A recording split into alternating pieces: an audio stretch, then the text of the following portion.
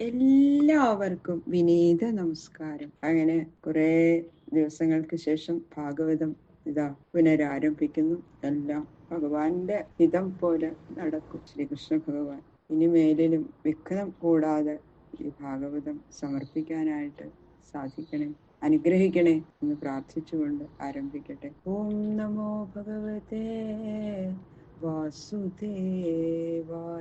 ശുക്ലാംബരധരം വിഷ്ണു ശശിവർണം ചതുർഭുജം പ്രസന്നവദനം ധ്യായേത് സർവവിഘ്നോപശാന്തയേ. ഗുരവേ സർവലോകാനാം ഭിഷജേ ഭവരോഗിണാം നിധയേ സർവവിദ്യാനാം ദക്ഷിണാമൂർത്തയേ നമഃ. പീതാംബരം കരവിരാജിത ശംഖചക്രകൗമോദകേ സരസിജം കരുണാസമുദ്രം രാധാസഹായം അതിസുന്ദരമന്ദഹാസം വാതാലയേശമനിശം ഹൃദി ഭാവയാമി. ശ്രീ ഗുരുവായൂരപ്പ ശരണം. ജന്മാദ്യസ്യ യതോന്വയാത് ഇതരതശ്ചാർത്ഥേഷ്വഭിജ്ഞസ്വരാട് ഏനേ ബ്രഹ്മഹൃദായ ആദികവയേ മുഹ്യന്തി യൽസൂരയ. തേജോ വാരിമൃതാം യഥാ വിനിമയോ യത്ര സർഗോ മൃഷാ ധാംനാ സ്വേന സദാ നിരസ്തകുഹകം സത്യം പരം ധീമഹി. ധർമ്മ പ്രോജ്ജിതഗൈതവോത്ര പരമോ നിർമ്മത്സരാണാം സതാം വേദ്യം വാസ്തവമത്ര വസ്തു ശിവദം താപത്രയോന്മൂലനം. ശ്രീമദ് ഭാഗവതേ മഹാമുനികൃതേ കിം വാ പരൈരീശ്വര സദ്യോ ഹൃദ്യവരുധ്യതേത്ര കൃതിഭിः ശുശ്രൂഷുഭിസ്തൽക്ഷണാൻ. നിഗമകൽപ്പതരോർഗളിതം ഫലം ശുകമുഖാത് അമൃതദ്രവ സംയുതം പിബത ഭാഗവതം രസമാലയം. മുഹുരഹോ രസികാ ഭുവി ഭാവുകാഃ. നാരായണം നമസ്കൃത്യ നരം ചൈവ നരോത്തമം ദേവീം സരസ്വതീം വ്യാസം തതോ ജയമുദീരയേത്. മൂകം കരോതി വാചാലം പങ്കും ലംഘയത്തെ ഗിരിം യത്കൃപാതമഹം വന്ദേ പരമാനന്ദ മാധവം. സംസാരസാഗരേ മഗ്നം ദീനം മാം കരുണാനിധേ കർമ്മഗ്രാഹഗൃഹീതാംഗം മാമുദ്ധര ഭവാർണവാൽ. ശ്രീമദ് ഭാഗവതാഖ്യോയം പ്രത്യക്ഷ കൃഷ്ണയേവ ഹി സ്വീകൃതോऽസി മയാ നാഥ മുക്തിർത്ഥം ഭവസാഗരേ. മനോരഥോ മദീയോയം സഫലഃ സർവഥാ ത്വയാ നിർവിഘ്നേനൈവ കർത്തവ്യഃ ദാസോഹം തവ കേശവ. ശുഗരൂപ പ്രബോധജ്ഞ സർവശാസ്ത്ര വിശാരദ ഏതൽ കഥാപ്രകാശേന മദജ്ഞാനം വിനാശയ. കഥാമയീം ഭാഗവതാഭിധാനാം ഹരേ തനും തേ ചരിതൈ ത്വദീയൈ യഥാമതി ത്വൽപരിതോഷകാമസ്തൗമി സീതാച്യുത മാരുതേശ. ഗംഗണപതയേ നമഃ. സംസരസ്വത്യേ നമഃ. ഗുരുഭ്യോ നമഃ. ഓം നമോ ഭഗവതേ വാസുദേവായ. ഓം നമോ ഭഗവതേ വാസുദേവായ. ഓം നമോ ഭഗവതേ വാസുദേവായ. അഥ ശ്രീമദ്ഭാഗവത ദശമസ്കന്ധ ഷട്പഞ്ചാശത്തമോऽധ്യായ. ഓം നമോ ഭഗവതേ വാസുദേവായ. ഈ 56-ാമത്തെ അധ്യായത്തില് സത്രാജിത്തിന്റെ പുത്രിയായ സത്യഭാമയെയും ജാംബവാന്റെ പുത്രിയായ ജാംബവതിയെയും ഭഗവാൻ വിവാഹം ചെയ്ത കഥകള് വിവരിക്കുകയാണ്. ശരിക്ക് സത്യഭാമാദി ഭാര്യമാരെ കൃഷ്ണൻ ഭഗവാൻ വിവാഹം കഴിച്ചതിന് ശേഷമാണ് പ്രദ്യുമ്നന്റെ ജനനം ഉണ്ടായത്. ഈ കഥാപര്യാവസാന സൗകര്യത്തിന് വേണ്ടിയിട്ട് പ്രദ്യുമ്ന കഥ മുഴുവൻ പറഞ്ഞ ശേഷം ഈ സത്യഭാമാവതി വിവാഹത്തിന് ഹേതുവായിട്ടുള്ള ശമന്തകോപാഖ്യാനം എന്ന 2 അധ്യായം കൊണ്ട് ഭഗവാന്റെ 2 വിവാഹങ്ങളെ പറയണം. ദ്വാരകയിലുണ്ടായിരുന്ന സത്രാജിത്ത് എന്ന യാദവൻ സൂര്യഭഗവാനെ സേവിച്ച് ശമന്തകം എന്ന രത്നം സമ്പാദിച്ചു. 8 ഭാരം സ്വർണം എന്നും ആ രത്നത്തിൽ നിന്നും ഉണ്ടാകും. ഇത് കാരണം സത്രാജിത്ത് ദ്വാരകയിലെ ധനവാന്മാരിലെ ഒന്നാമനായി തീർന്നു. അതോ അപ്പോഴേക്കും എന്താ ദുരഭിമാനം, ഞാൻ കേമൻ എന്നുള്ളൊരു ദുരഭിമാനം സത്രാജിത്തിന് അങ്ങനെ വന്നു. ഒരു ദിവസം ശ്രീകൃഷ്ണ ഭഗവാനെ അത് കാണിക്കണം. അതിന് വേണ്ടിയിട്ട് ആ രത്നം കഴുത്തിൽ കെട്ടി ശ്രീകൃഷ്ണ ഭഗവാനെ കാണാൻ വേണ്ടിയിട്ട് കൊട്ടാരത്തിൽ വരികയാണ്. എന്നിട്ട് ആ രത്നത്തിന്റെ മഹിമകളെല്ലാം ഭഗവാനെ പറഞ്ഞ് അങ്ങോട്ട് കേൾപ്പിക്കുക സത്രാജിത്ത്. അപ്പൊ ഇതൊക്കെ കേട്ടപ്പോ ഭഗവാൻ പറഞ്ഞു, ഇത്രയും മഹിമയുള്ള രത്നം ഇവിടെ ഈ രാജഭണ്ഡാരത്തിൽ സൂക്ഷിക്കണതായിരിക്കും നല്ലത് എന്ന് ഭഗവാൻ പറഞ്ഞു. ഇതങ്ങോട്ട് കേട്ടപ്പോ ഒട്ടും ഇഷ്ടായില്ല. ആ ലുപ്തനായ സത്രാജിത്ത് പറഞ്ഞു, അത് കൊടുക്കാൻ തയ്യാറായില്ല ഭഗവാന്. ആ രത്നത്തിലുള്ള അത് കണ്ടപ്പോഴുള്ള മോഹം കൊണ്ട് ഭഗവാൻ ചോദിച്ചതാണെന്ന് അദ്ദേഹം തെറ്റിദ്ധരിച്ചു. അങ്ങനെ രത്നവും കൊണ്ട് സത്രാജിത്ത് മടങ്ങിപ്പോയി. സത്രാജിത്തിന്റെ അനുജനായിട്ടുള്ള പ്രസേനൻ ഒരു ദിവസം ശമന്തകം കഴുത്തിൽ കെട്ടിട്ട് നായാട്ടിന് പോയി. രത്നത്തിന്റെ പ്രകാശം കണ്ടിട്ട് ഒരു സിംഹം പ്രസേനനെ കൊന്ന് ആ രത്നവും കൊണ്ട് പോയി. ഇത് ജാംബവാൻ ആ വനത്തിൽ താമസിക്കണ്ടായിരുന്നു. ജാംബവാൻ ആ സിംഹത്തിനെ കൊന്ന് രത്നം തന്റെ ഗുഹയിലേക്ക് എത്തിച്ചു. എന്നിട്ട് ആ വാനര കുട്ടികൾക്ക് കളിക്കാനായിട്ടാണ് കൊടുത്തു. അവര് അത് കളിക്കാൻ തുടങ്ങി ആ രത്നം ഇട്ടിട്ട്. നായാട്ടിന് പോയിട്ടുള്ള പ്രസേനൻ മടങ്ങി വരാത്തത് കണ്ടപ്പോ പ്രസേനനെ കൊന്ന് ആ ശ്രീകൃഷ്ണ ഭഗവാൻ ഈ രത്നം കൊണ്ടുപോയതാണെന്ന് എല്ലാ സ്ഥലത്തും പറഞ്ഞങ്ങോട്ട് പരത്തി ഈ സത്രാജിത്ത്. ദ്വാരകയിലെല്ലാം ഈ മിഥ്യാ അപവാദം പരന്നു. ഇതിന്റെ യഥാർത്ഥം അറിയാനായിട്ട് യാദവ പ്രധാനികളോടുകൂടി ഭഗവാൻ കാട്ടിലെത്തി. അങ്ങനെ മരിച്ചു കിടക്കുന്ന പ്രസേനെ കണ്ടു. പിന്നീട് അതിന്റെ അടുത്ത് സിംഹത്തെയും കണ്ടു.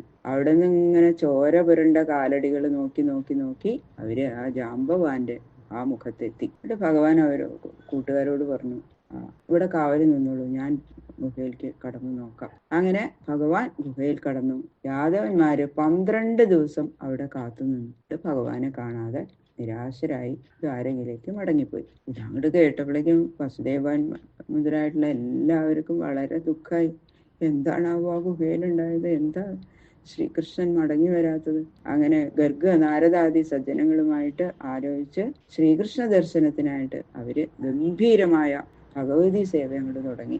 ജാംബവാന്റെ ഗുഹയില് അപൂർവമായ ഒരു മനുഷ്യൻ കടന്നു വരുന്നത് കണ്ട് ജാംബവതി മറ്റേ സ്ത്രീകളെല്ലാവരും കുട്ടികളൊക്കെ പേടിച്ച് കരഞ്ഞു.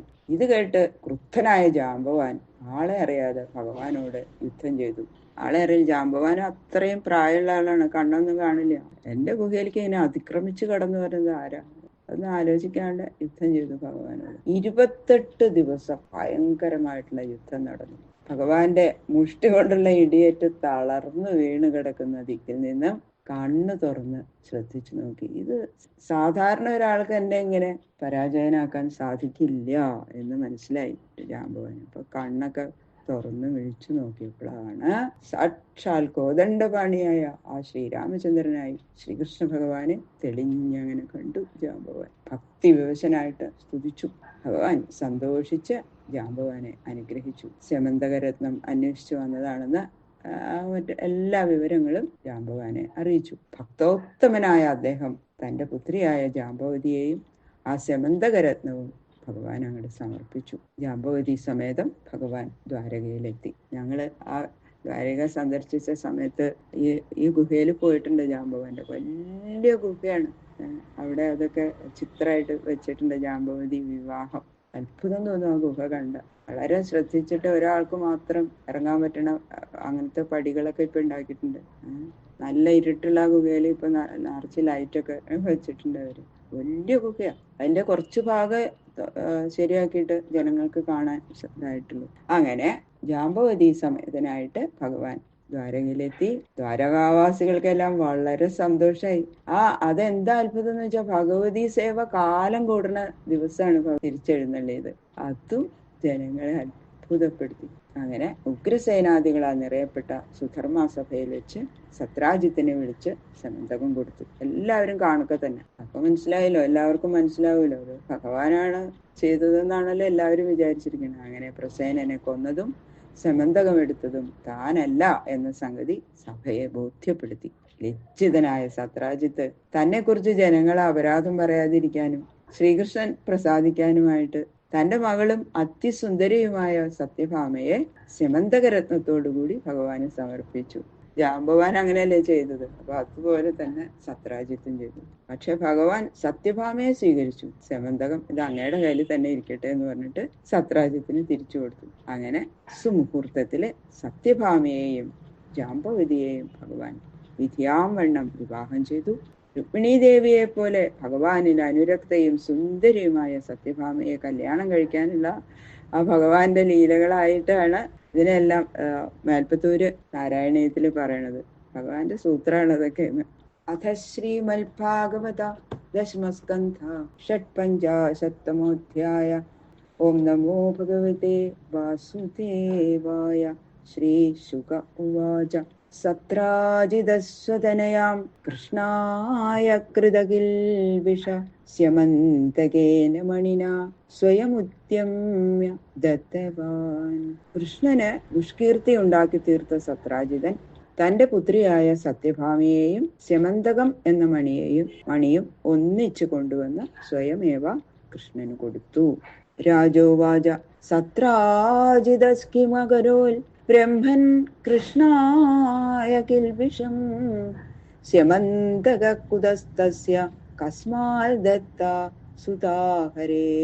വിസ്തരിച്ച് കേൾക്കാൻ ആഗ്രഹമുള്ള രാജാവ് ചോദിക്കുകയാണ്, എല്ലാം അറിവുള്ള ഹേ ബ്രഹ്മൻ, സത്രാജിത്ത് കൃഷ്ണനെ എന്തു ദോഷ ചെയ്തത്? സമന്തകം അദ്ദേഹത്തിന് എവിടെ നിന്നാ കിട്ടിയത്? തന്റെ പുത്രിയെ കൃഷ്ണന് കൊടുക്കാൻ കാരണം എന്താ? തന്റെ ദോഷപരിഹാരത്തിന് വേണ്ടിയിട്ട് മാത്രമാണോ അതോ വല്ല കാരണവും വേറെ ഉണ്ടോ? അതാണ് സത്രാജിത്ത് ചോദിച്ചതിന്റെ സാരം. അപ്പൊ ശ്രീശുക ബ്രഹ്മർഷി അതിന് മറുപടി പറയുന്നു. ശ്രീശുക ഉവാച.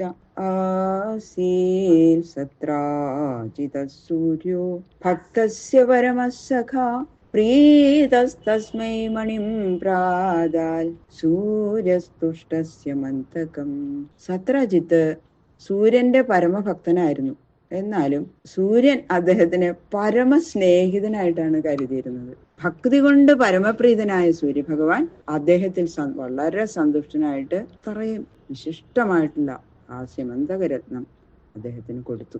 സതം വിഭ്രൻ മണിം കണ്ടേ പ്രാജമാനോ യഥാരവി പ്രവിഷ്ടോ ദ്വാരകാം രാജൻ തേജസാ നോപലക്ഷിത. സത്രാജിത്ത് ആ രത്നം കഴുത്തിൽ ധരിച്ചു.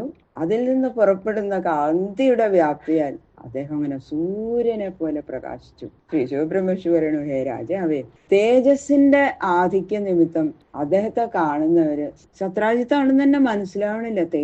വല്ലാത്തൊരു തേജസ് ആ മുഖത്ത് ഇങ്ങനെ പരക്കുകയാണ്. അത്രയും പ്രഭായുക്തനായിട്ടാണ് സത്രാജിത്ത് ദ്വാരകയില് പ്രവേശിച്ചത്. തം വിലോക്യ ജനാ ദൂരാൽ തേജസാ മുഷ്ടദൃഷ്ടയ ദിവ്യതേ അക്ഷേർ ഭഗവതേ ശശംസു സൂര്യശങ്കിത. ദ്വാരകാവാസി ജനങ്ങള് സത്രാജിത്ത് വരണത് ഇങ്ങനെ ദൂരത്തു നിന്ന് തന്നെ കണ്ടു.